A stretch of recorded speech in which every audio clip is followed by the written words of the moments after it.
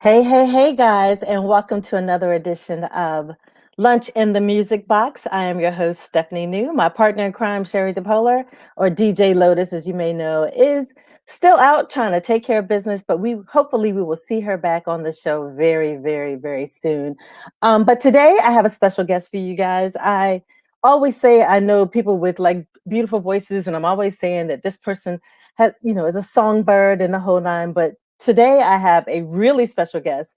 This voice truly is angelic, and I'm just gonna let you guys just jump right on in. So I'm welcoming Cynthia Renee. This is my girl. Hold on, here she comes. Hi, Hey, Cynthia. Stephanie. How are you? I'm great. How are you today? I'm doing well, thank you. Yeah, I am so excited to have you on. I've literally been following you since we met at church. You guys, this is one of my church sisters here. And I tell people all the time whenever I talk about you, I always say this girl has a voice of an angel. It's just like Oh, perfect pitch and tone, and it just gives you, if you're in church, you get the spirit. You definitely feel it. I'm just hopefully before the show is over, I can get you to do a little something for our audience. That would just be great. oh, sure, Um, I'd love to. Yeah. so before we even get started, again, thank you for coming on. I just appreciate you taking the time to be here with our audience today. Sure. If I can get you to just kind of give us a little brief bio about yourself, that would be fantastic.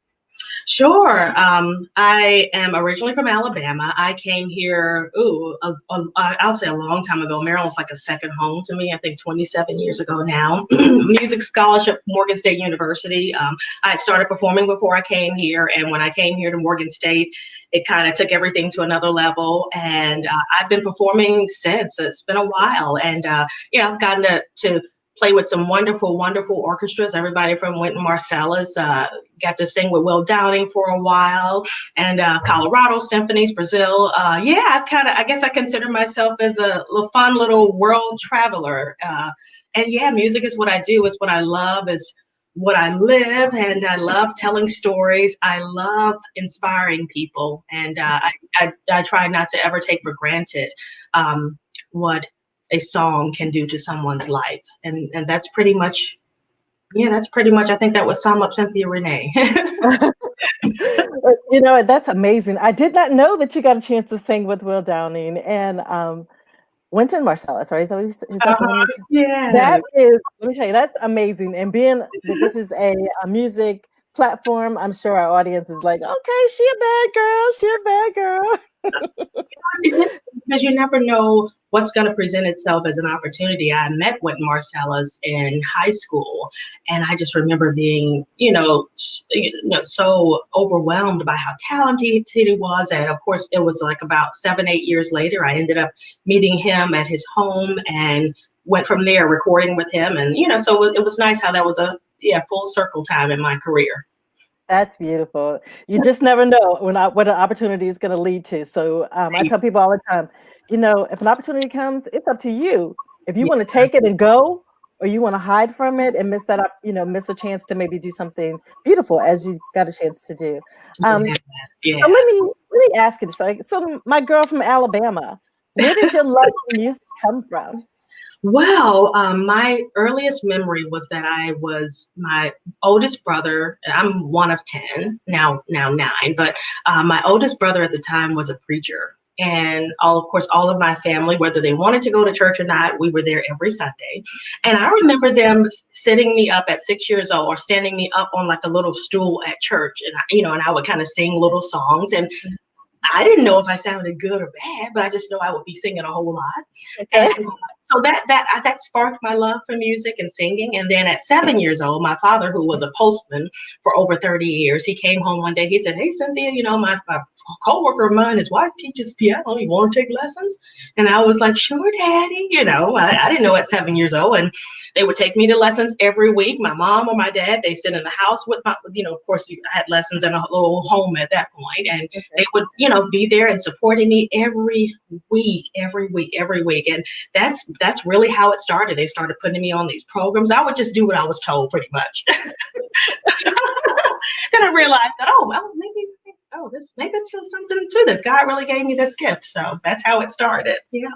That's beautiful. You actually one of my questions because I was going to ask, because I know that you're a pianist as well. I was going to say what came first, the piano or the singing, but Right.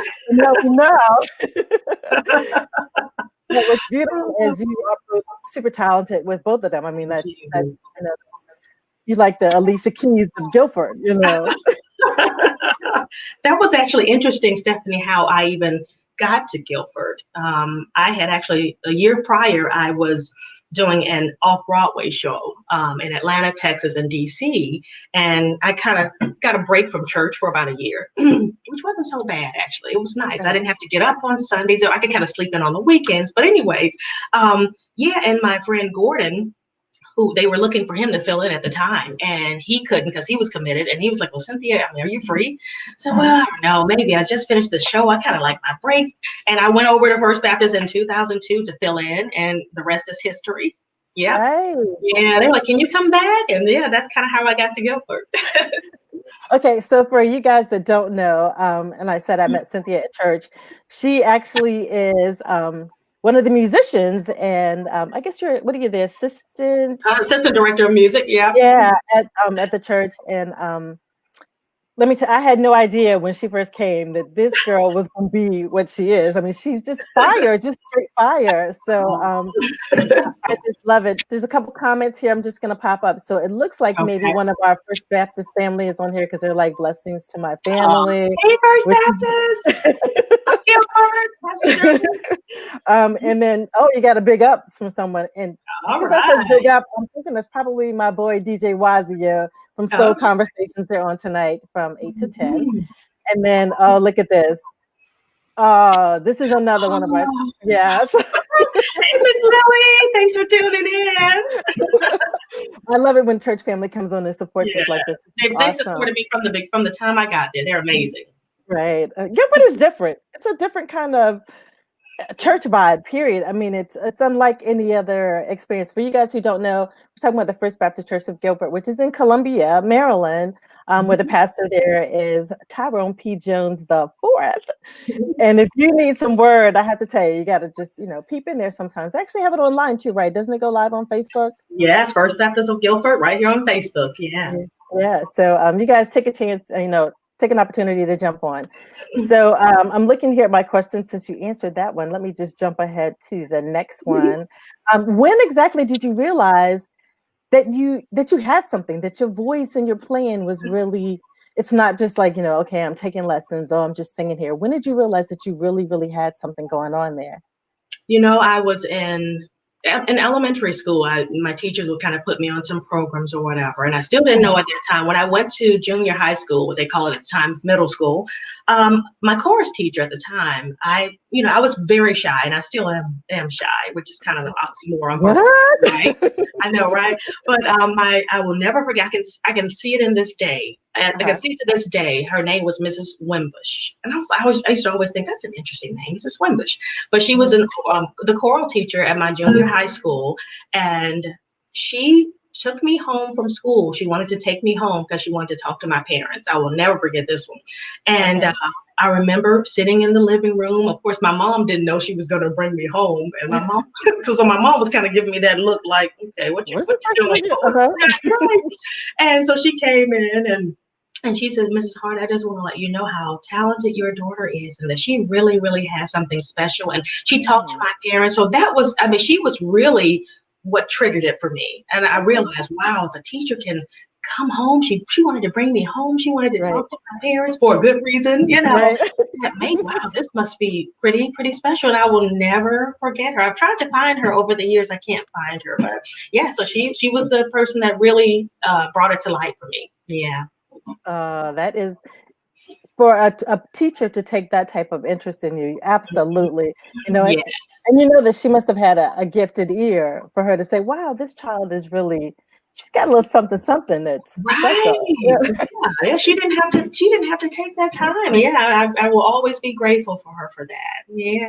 And of course it went on to high school. I had a wonderful piano teacher, Mr. Braggs and Dr. Braggs and Mr. Terry. He was my choral teacher. So he was the one who would, in rehearsals, come on, do this, Cynthia. You got it. He would always, and I was like, okay, maybe I do got it, Okay. So having people that in my life along the way, which is when I even speak to other young singers, it's important to kind of grasp onto people along your journey, because it definitely makes a difference. So I definitely always had people kind of pushing me along, I'm believing in me, even when at times that I didn't believe in myself when I was younger. So that all made the difference. That is wonderful. So let me ask you a little thought-provoking question. What exactly does music mean to you? In my case, music is life. Music is the fabric of life. And I say that because I associate so many different songs with where I was in my life at the time, whether it was heartbreak, trying to deal with this or, all the things. So to me, it really is the fabric of life. It's the ebbs and flows, the ups and downs and everything that makes us feel great. And I think the exciting thing is being a singer and a musician, someone who can play and sing. For myself, I can just sit down at the piano when I'm feeling awful and just, just bang, like, what do I feel right now? So it's wonderful to be able to have it as a wonderful outlet. Yeah. There. Oh, another First Baptist family. Hey, Lorraine, we see you watching us. Oh, thank you for tuning in, Ray. So, since you have both music and like the piano and vocals, which one is more passionate for you? Which one do you have more passion for? Ooh, Stephanie, that's a good one. I know. Because they both, I think, touch somewhere deep inside differently, though. It's funny because I think singing, you could do these cries out, or you can. It touches one place, and then musically, I don't have to say a word if I don't want to, but I can just. It's all in my hands and my body. Right. Yeah. I think they're in competition with each other, I guess. Yeah, that's beautiful. What you just saying that about, you can just touch it when you can't say a word. It made me think about that gospel song, when he says, I can't say a word, you just wave your hand. That song's about Stephanie. Yeah, that's actually one of my favorite ones. And sometimes when I find myself like caught up in whether it's like really sad and you just don't know what to say, I can just wave it and you feel it, like, okay, I know you're with me there. So yes. But girl, look, I am all over my page here. I'm like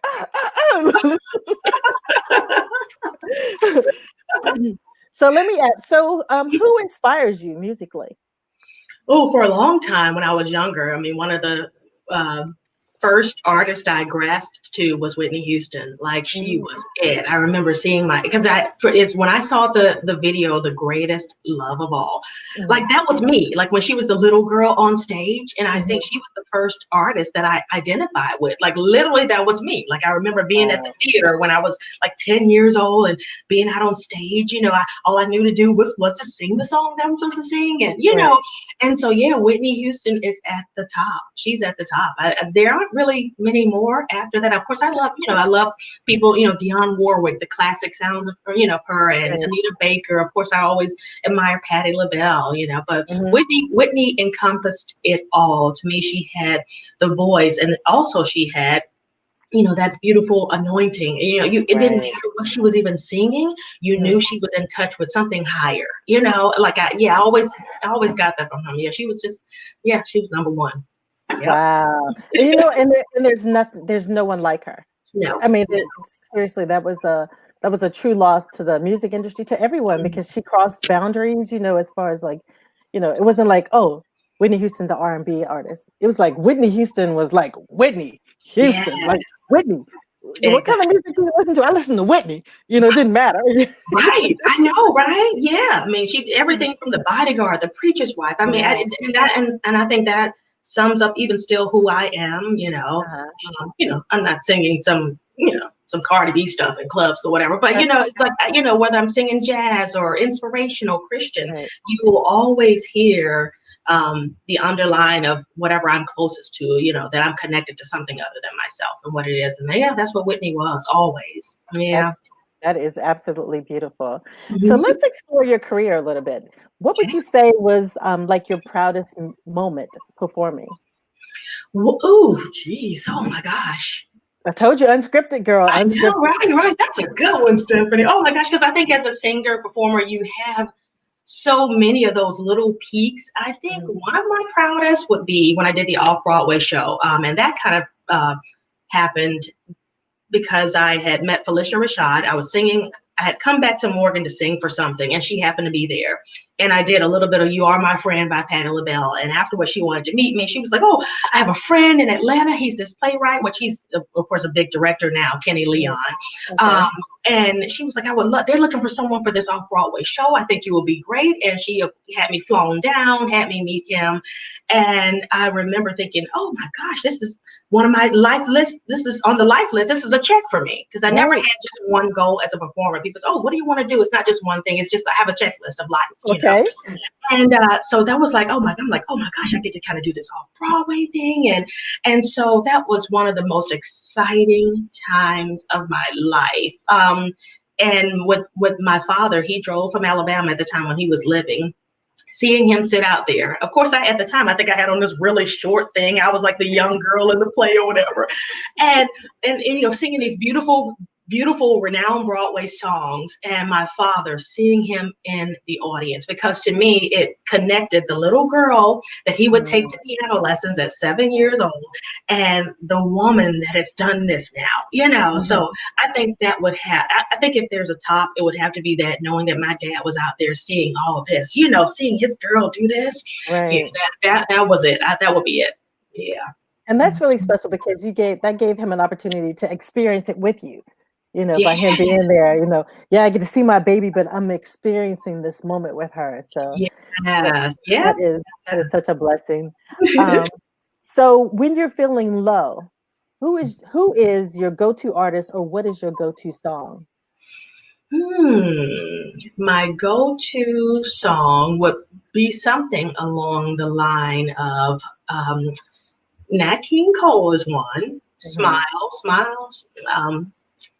When your heart is aching, you know, that's one that kind of reaches deep inside, and you know, and his voice has always been so smoothing, Yeah, so like soothing. butter. Yeah. And Whitney, one of hers, I found out that, you know, you give good love. That's like one of my ones that I can just sit back. Like it just does it. It just yeah. All right, all right. I mean, in the Christian side, of course, Kirk Franklin always gets me going. Smile, that's one of my favorite. You know, he's one of my favorites, and one of my good friends, Anthony Brown. I love listening. You know, just listening to you, but I was worth saving. Like, you know, just hearing those comforting things. So you know that don't always necessarily come from the same source, but it's some sense of comfort. That is wonderful. Well, since you've been warming up your voice a little bit here, let's take a moment to pause. Can I get you to sing and play a little something for us? Sure, I will do. I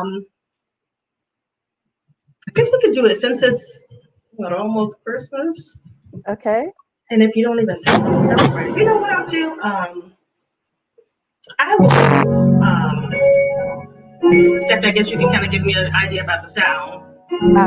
All right, the music is just a teeny bit loud. Okay, let me bring that down. It's good. Okay. You know what? I'm going to do a little bit of the chorus of Daddy's Little Girl, which is a song I dedicated to my father. And I do it on every concert that I do. I don't care where I am. I'll do that. And then I'll go into just a little bit of something for the season. Okay. Daddy's been gone now for over 17 years. Still feels like yesterday that he wiped my tears. When I was sad, he'd say, "Oh, don't cry."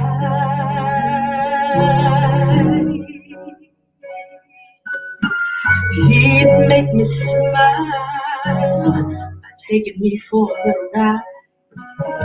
We'd cruise in Daddy's old dump truck. We'd have a good old time. I remember just the way he looked at I'm still just a little girl in a world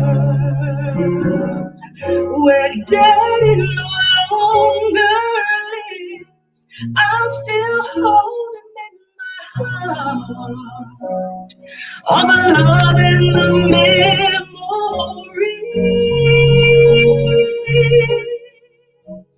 I look to the sky above, to place where I know he is shining down. Daddy, I love you. I do. Daddy, I love you. I do. Daddy, I love you. And I'll always be you.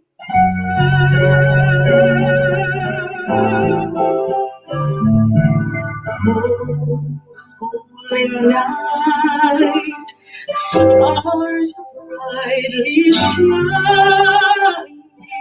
It is the night of our dear Savior's birth. Long lay the world in sin and error pining, till he appeared, and the soul felt his word. A thrill of hope for weary world rejoices, for yonder breaks a new and awesome morn. Fall your knees. Oh, hear the angels' voices. Oh, night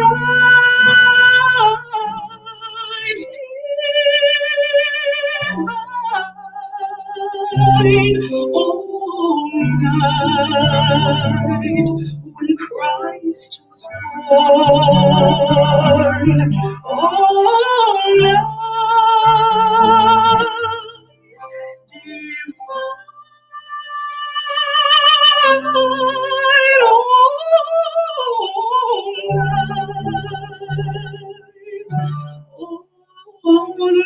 Night divine.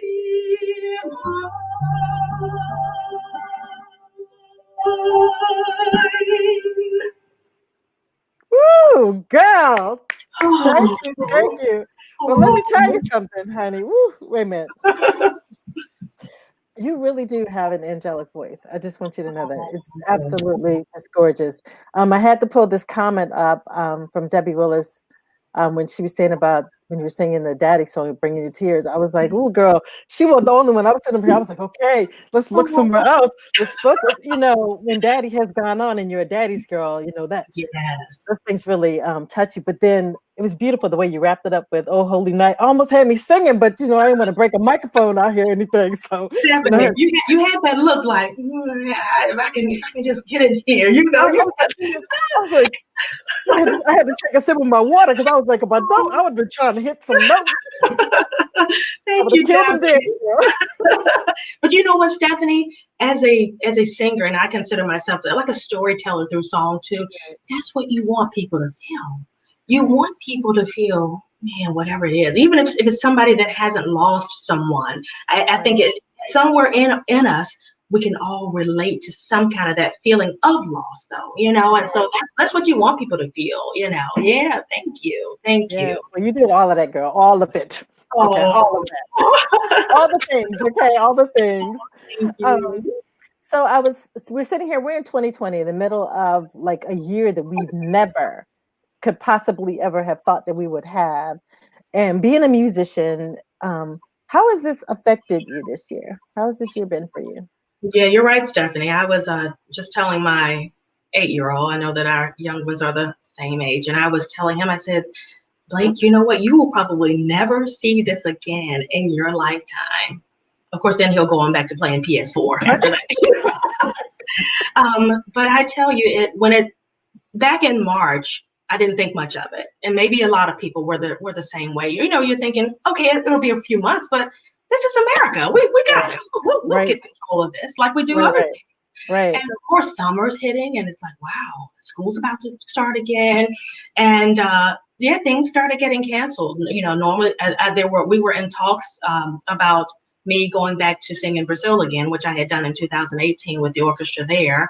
And every year this time, I sing with the Colorado Symphony Orchestra. And so usually around December, I'm, ready, like, oh, yeah, when my son was a newborn, I would be like, I can't go this year. And, my husband would say, you'll be okay. You just go 2 or 3 days. I would normally go out like a week in advance, And by the time he was, of course, 6, 7, I was like, ooh, where's the plane ticket, baby? Ready to get my mommy break. So it was a lot of things for me, but being able to perform with them was one of the things I looked forward to every Christmas. And so I think the reality of things, of getting those emails like, well, Cynthia, because of COVID and the restrictions, we won't be able to. So a lot of things were canceled that were on my list, which is why it was great that I was able to do actually the virtual concert for First Baptist of Guilford, which is on their page as well. So it was nice to be able to do something virtually and to, reach out to people through the internet. And but it definitely affects you. And from that point, I said, well, I just have to continue, doing my songwriting, which is what I do, and see what, and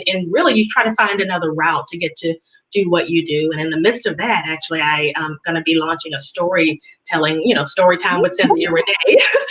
So where I'll be, putting in a few original songs for kids. I enjoy reading to kids. And so that was kind of, I had been thinking of it the last couple of years, but I was like, well, I really have time now. So some other things were birthed out of that. But I look forward to it. It makes you not ever probably take for granted. You probably won't ever take for granted again what a live audience feels like, being able to sit down there. I'm a person where I sit on the steps and I can see the 3 people right there. And so you just won't take it for granted again, Yeah. So that's kind of how it's affected me. Yeah.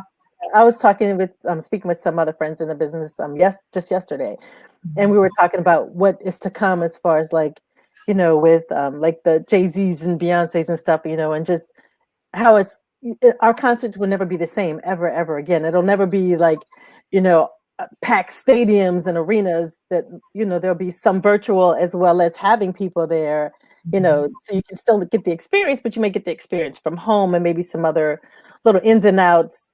Like maybe because you have to pay for it, you might have to do like some showing background for the people at home when the people who are actually in the audience get a chance to feel it. So 2020 has been something. I don't think I want her to ever come around again. I'm just, when she leaves, I want her to pack her bag so she has no reason to come back and visit, period. Point blank, period. Okay. I agree. I think we've had enough. Yes. Right. Absolutely. So you mentioned in your bio and when you were talking that you performed with an orchestra out in Colorado. So that just shows just how diverse your repertoire is as far as like things that you perform and stuff. So what are you most passionate about as far as singing and playing? Are you definitely a gospel girl? Do you like the jazzy thing? I mean, so where do you really, if you had to class yourself, but you don't have to? Listen to that. You don't have to. It's interesting because as a person, obviously, I started in church, and then I started being introduced to other songs of the world, and Whitney Houston, and other things. Throughout my entire career, it's funny, after you tell people, if they say, oh, what do you do for a living? And you say, I'm a singer. The very next question is always, what kind of music do you sing? Right. And so when I met my husband, he would be like, Cynthia, you just sing. Don't let that put you in a box. You know how we talked about, don't put God in a box. He's way bigger than we think, and all encompassing. And so what I've learned to do is I don't put it in a box. When I'm singing Christian music, which is really the heart of who I am, right. And I'm a Christian, it's the heart of who I am. It reaches this deep spiritual place that no other place can really reach. That's why some people may say, oh, I'm religious. but I'm really more spiritual. I've always been the more spiritual person. I believe in God. He's the person who, the one who created me. And so there's something that reaches there when I'm singing Amazing Grace. There's something that reaches there when I'm singing there. I'm like deep inside me, the soul, Right. but at the same time, then there's something, if I'm singing, I found out, that's reaching just like probably the worldly side of me. Like, I just love Lisa Whitney Houston. So I Right. think as it touches different, music touches different parts of us, like, it's interesting, when I'm singing something that's more classical, that's touching a different sense for me. Right. So for me, even though I don't really sing much Whitney Houston these days, I used to have fun singing with a band, spur of the moment at Silver Shadows after Oh, I moved here not too long. Some of those jazzy things. I love jazz and, summertime and limited theater. Like wow. it touches me all. And it's interesting. I feel like I can't really be my whole self if I'm not allowing myself to be able to experience it all it touches different parts of me. So I've learned to let God be the fabric of everything that I'm doing. So that's why if I get calls for something like, hey, I'm doing this gig, this party or whatever, and I say, oh, am I able to do this kind of music? So for me at this point, since my career started so early after I had my son, I realized, I said, you know what, I'm going to just take things that are important to me, or that things that are fun to me at this point. I don't have to take anything just to be a starving artist. Right. And so those things, so the spiritual side of me tends to guide a lot of those things now. So I tend to, if I'm going to do a concert, I want certain things and certain genres in it that I may do. It may be a little jazz, but it's it won't be any Cardi B up in there or anything. Even though I love Cardi B, but there's certain limitations within that though. So I don't box myself in. I sing it all. Like I said, the spiritual part is just the core of who I am, and everything else just kind of can flow out from there. That was a long answer, wasn't it? Yeah. But that was good. That was very informative, actually. It was really, really informative. You said you went to Morgan State, which is, and I kept putting this in the back of my mind to make sure I talk to you about that. A lot of people feel like, oh, when you go to a HBCU, like maybe you're not getting what you would get at like a Harvard or something like that, which I just want to say that's a lie. But with Morgan and having gone there for music, what training did you have there? Do you feel like they really prepared you for what you're experiencing now and what you've gone through? Without a doubt. It's interesting because I think Morgan has different faceted, as an HBCU, you may have some people who want to, I'm like, she's sharp every day. I'm like, I just got on my sneakers and little boots. So you have those things, but I think us as a people, I think we're multifaceted in general. And, I used to feel like at one point, like, oh, maybe I'm the kid that should be at a school just sitting under the tree studying. Well, Morgan had that too. So, it's interesting. I tell you what, the undergrad, I did my undergrad is in piano performance and my master's is in vocal performance. And so as an undergrad, I had one of the most spectacular teachers, Dr. Eric Conway, he's over the music department now. I think what I loved about the HBCU is that I felt like, even if there were times that I remember at one point in my math course, I was struggling, and I was like, I remember going and talking to the teacher, like, man, can you help me? And it was almost like a aunt uncle feeling, if that makes any sense. It just felt like this family was surrounding you. That's what I really enjoyed about Morgan State more than anything. It was like everybody was your family. And I tell you what, I feel like they prepared me to go on. I mean, I sang with the Czechoslovakia orchestras, Spain. I kind of been all over the world, and I really owe it to my experience there at Morgan State with Dr. Carter, and going back to get my master's there. And I was able to thankfully have a scholarship for both of those. And I just feel like I couldn't have gotten a better experience. It was wonderful. I had wonderful professors. I mean, you have professors who've been opera singers and all kinds of, world travelers coming here to teach at Morgan State. So I feel like it was a top quality education. I'm super proud of it. I love that. I love that. Love that. So I'm looking at our time. We're getting close. Oh, they're trying to block our time. Look, that means you got to bring me back one day. Oh, real soon, actually, real soon.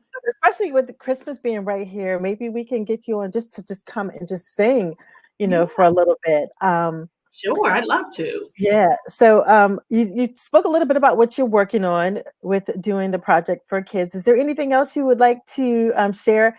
Let me just mention really quick. Down the bottom, you guys will see scrolling if you want to contact Cynthia. That's our contact information down there. Her Facebook and her manager information. So please reach out to them. Please like and follow her page. She's always dropping some nuggets out there that I was able to pull a few things to share with you guys.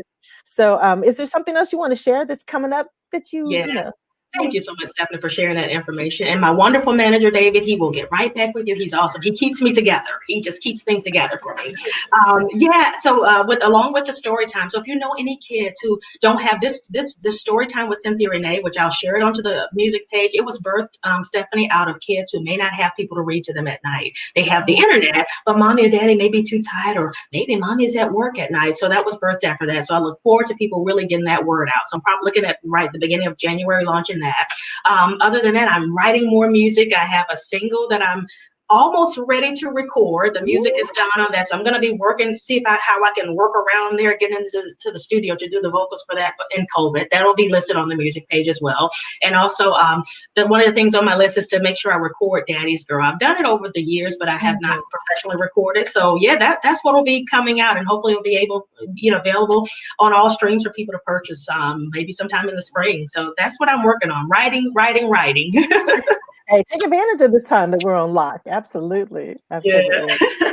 So I want to thank you so much. First of all, I want to thank you for our mini concert that we got here. And seriously, I really do. I love that you're ready. You didn't have to get ready because you were already ready. So that's beautiful. Right. And, ready? Yeah. And I want to thank you for your time, coming on and sharing, Miss Cynthia Renee with the world here. Thank you so much for having me. I don't take it lightly when I'm able to share things. And Stephanie, thank you so much for thinking of me. I really, see it as a privilege and an honor to share with others. Thank you so much. Oh, you're welcome so much. And for you guys in our audience, this does it for today. Tune in again next week at noon, where we'll have more music on Lunch in the Music Box. And the way I like to close out is with some words from from the past. I'm trying to think. I can't even think about the word I'm looking for Don Cornelius. Okay, his famous words. How about that? All right. Always imparting. We wish you love, peace. And so much love to you guys. Have a great weekend.